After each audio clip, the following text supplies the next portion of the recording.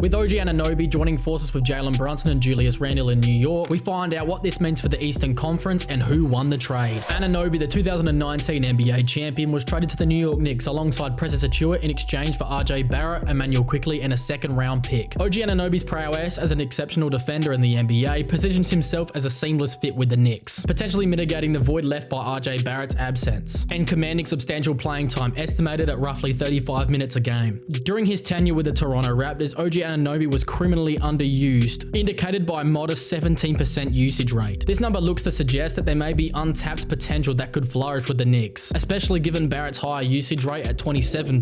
Anunoby not only distinguishes himself defensively when compared to Barrett, but he also brings more valuable offense, maintaining a remarkable 36 to 40% shooting accuracy from beyond the arc throughout his career. His offensive versatility extends to being a proficient finisher, showcasing an impressive 40% completion rate through fouls, a noticeable aspect where Barrett lags behind. The Knicks' recent trade unfortunately involved the departure of Immanuel Quickley, a key contributor to the team's offensive dynamics, especially when Brunson is on the bench. The consequence of this transaction leaves the team with virtually no backup point guard, creating a potential vulnerability in ball handling that opposing teams could look to exploit. This strategic move may involve forcing the ball out of Brunson's hands and placing pressure on other players to step up and initiate plays. In light of this, guys like Donte DiVincenzo, Josh Hart, and Quentin Grimes will have to be running more plays and initiating the offense when Brunson's not on the floor. It's going to be near impossible for these guys to make up what Immanuel Quickley gave this team, but it's worth a shot. However, on the bright side, prior to this trade, the Knicks faced the need for improved performance at the small forward and center positions. The trade brings in OG Anunoby and Precious Achiuwa, which addresses both of those concerns, upgrading players at both positions. Admittedly, the point guard position did take a hit, as discussed earlier, but in the inaugural game versus the Minnesota Timberwolves, OG seamlessly integrated, finishing with 19 points, connecting on 3 3-pointers, and showcasing stellar defense on Anthony Edwards, crucially forcing turnovers down the stretch, while giving New York exactly what they want from that small forward position: good defense and knocking down corner threes. While Anunoby's performance in the first game was impressive, there's anticipation that with even more shot attempts, he could elevate his game even further. In this matchup, Brunson logged 40 minutes, as the backup point guard Miles McBride received only 7. It's evident that coach Tom Thibodeau has not yet fully trusted McBride, opting to just give Jalen Brunson more minutes. An additional positive impact of having OG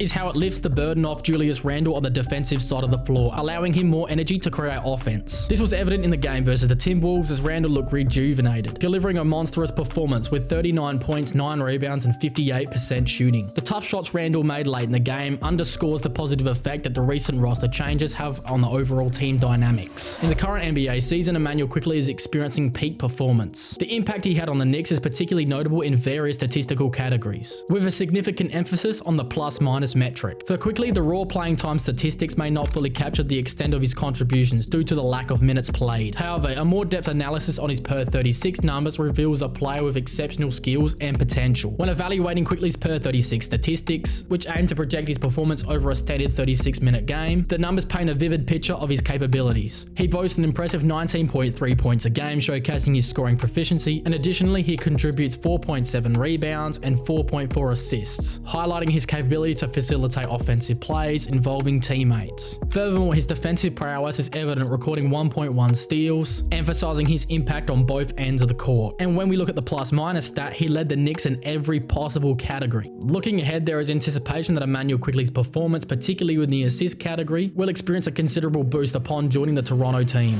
In Toronto, the fans wholeheartedly believe that they won the trade. Throughout the ongoing season, Scottie Barnes has solidified his position as the cornerstone player for the team, showcasing impressive numbers of 21 points, 9 rebounds, and 5 assists per game, along with 1.5 steals and 1.5 blocks. Scottie Barnes is shooting a remarkable 39% from 3 and 48% from the field overall, underscoring his crucial role in the team's future. The synergy between Quickley and Barnes appears to be a perfect fit. With the playmaking skills and overall basketball IQ of Immanuel Quickley, this should be a duo for the future. Interestingly, the focal point of this trade discussion isn't even someone who was involved in the trade, but rather Pascal Siakam. With OG Anunoby being part of the trade and the arrival of another wing player in RJ Barrett, speculations arise that Siakam may be next, and it's likely he may be traded before the NBA trade deadline this season. Despite Siakam's slightly diminished scoring output this season, averaging 22 points, 6 rebounds, and 5 assists on an impressive 51% shooting, the Raptors may be inclined to explore new avenues with the emergence of Barnes. In their first game against Cleveland, the Raptors' newly formed starting five displayed a promising performance. Pascal Siakam led the charge with an impressive 36-point performance, while RJ Barrett contributed 19 points and 9 rebounds on a solid 50% shooting. For Immanuel Quickley, it marked his first significant stint as a starting point guard. In the game, he managed to record 14 points, 6 rebounds, and 3 assists with 2 steals in 28 minutes of action. As the game progressed, it became evident that Quickley was adjusting to his new role. Unlike his previous experience with the Knicks, where playmaking responsibilities late in a game were often shouldered by Brunson or Randle, Quickley found himself being the one at the driver's seat. Looking ahead, the Raptors can expect Quickley to acclimate to his role, gradually becoming more assertive and creating plays during the crucial late game moments. With a bright future ahead of this Toronto team, I could see them being a play-in team next season. Depending on how you look at this deal, you could make a solid argument for either team winning this trade. In favor of the Knicks winning the trade, they secure immediate benefits, enhancing their win-now potential and retaining valuable draft picks for future flexibility. The trade also positions them nicely to make a bigger splash. On the other hand, the Toronto Raptors have appeared to begin a rebuild, acquiring young skilled players at the point guard and small forward positions in Quickley and RJ Barrett, with the expectation of the team becoming formidable in the next 3 to 5 years. In summary, the Knicks may claim victory over the trade for the next 3 seasons, capitalizing on immediate gains. However, for me, it's going to be Toronto who wins this trade, as this strategic investment places them for an extended period of success down the line. Looking ahead, there are uncertainties around how the Knicks starting 5 will gel together as a cohesive unit. However, surprisingly, this team may not need to make significant adjustments to their game plan. The addition of OG Anunoby seems to be a seamless fit, essentially offering an upgraded version of RJ Barrett. Anunoby's tough, hard-nosed defense, along with connecting on deep balls, makes him a perfect fit for this Knicks team, and he's likely to become a fan favorite amongst the New York fans. Envisioning a starting lineup featuring Jalen Brunson, Donte DiVincenzo, OG Anunoby, Julius Randle, and Isaiah Hartenstein make this Knicks squad a formidable force. This lineup presents a balanced combination of shot making, defensive prowess, and overall floor spacing. With the ability to excel on both ends of the court, this unit would be well equipped to be a formidable challenge to any team in this league. In the postseason, I see the New York Knicks making it back to the second round like they did last season, where their potential opponents will include the Boston Celtics,